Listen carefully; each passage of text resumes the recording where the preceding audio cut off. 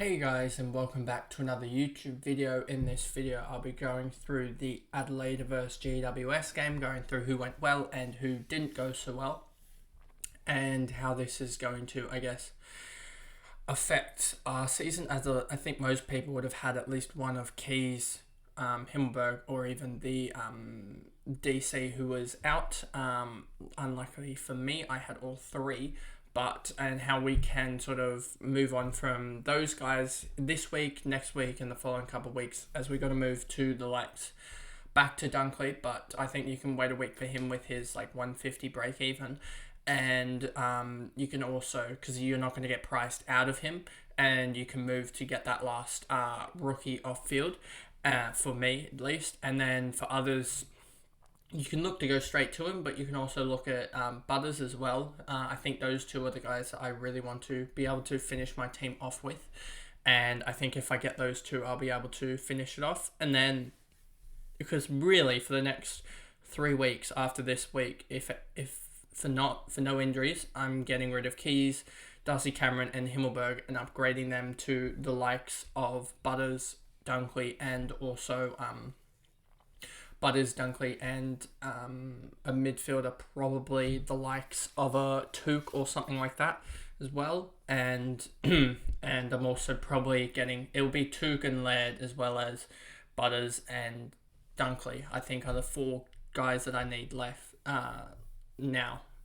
So now going into this video, before we get into it, remember to like and subscribe, turn the notification bell on so you know when I upload, and let's get into the video.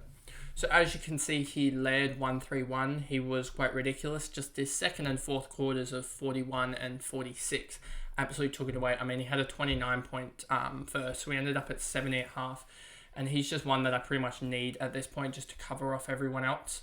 And then you have Dawson here doing pretty much the same. He only had a 22 point last, which put him behind behind LAIRD, sorry. But a 58 point second, where he just had, I think, 14 touches, 9 kicks, 5 handballs or something like that, and a couple of tackles and a couple of marks, as well as a behind, I believe. Basically just catapulted his score. Smith here, 109, and yeah, just sort of first and last quarter, 78 between them, and yeah, just ended up a 109. I wouldn't look too much into it. Miller a 90 coming off that half-back flank, and he looks alright in that role, but isn't obviously going to be a good enough scorer, and has sort of not has played too many games obviously to be mentioned next year basically.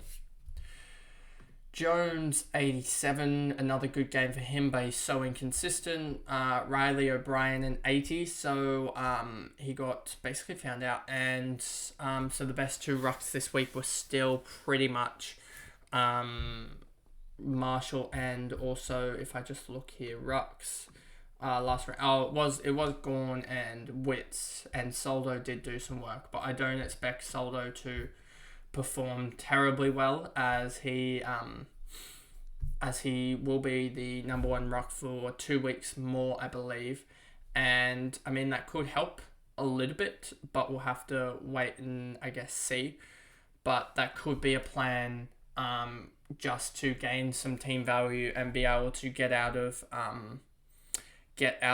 Darcy Cameron, because if he's our last on-field guy, Soldo, and I just want to make a break evens, even though this is the Adelaide versus GWS game, just going through some things, and Soldo has a break even of 14, so maybe you could get away with having him, and if he does well against Hawthorn and Melbourne, then you've got a guy that's like 600k, but also you're, in case of injuries, you're almost planning for him to there to be no injuries that round, so that could go pear-shape. Hinge 80, Key 70. This was really annoying because he had 81% CVAs trying to tag Kelly, and it just didn't work, it doesn't look like. So yeah, Keys failed this week, but I mean, he's probably the last guy that I'll try and trade out, because I think he has the ability to go big, and his bottom out score is still a 70 or so, so it's not terrible.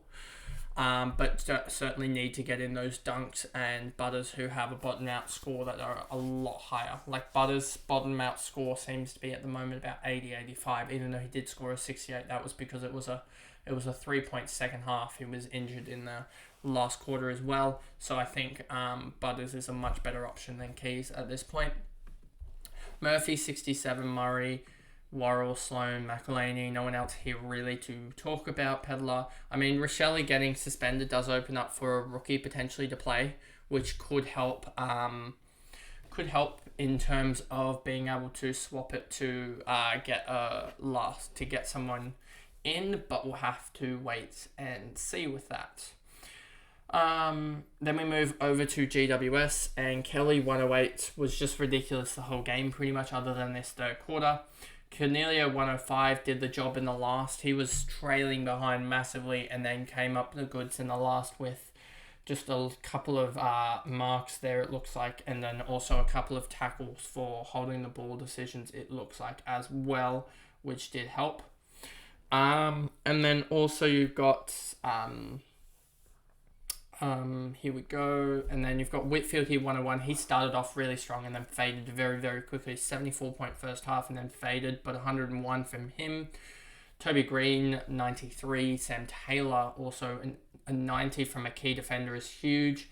He just basically after the first quarter, I think it was, he took down Taylor Walker. In the second half, Taylor Walker did nothing basically, and so Sam Taylor won that matchup. But he also had a good first half in general, to be honest. Briggs 86, the experiment with him is pretty much over. Perriman 83, just didn't do anything in the last quarter. And then Himmelberg 70, what did he get? 77. Again, gaining a little bit of cash, but it looks like he's pretty much done. And yeah, it doesn't look like he was the best investment, but you know, sometimes stuff happens, I guess. And so he didn't end up working too well, but we'll try and get him out in the next couple of weeks and get some value in there for him. And then you've got Ash coming, Lloyd, Uden, Angwin, Brown, no one else here really to talk about, and then Fahey again just hitting his break even, never going to go above 200k at this rate because he's always going to be the sub. And yeah, ended up kicking also a goal and getting 29 in the last. So he is a fantasy scorer. He just needs to get on and not be the sub for him to be able to get those good scores in. But that is basically the video. Another short one because these reviews are probably going to be shorter now that we don't really need to look at rookies as much. You're sort of just picking to get cash on field as much as possible. So that's the video, and I'll see you guys in another one. Thanks, guys. Goodbye.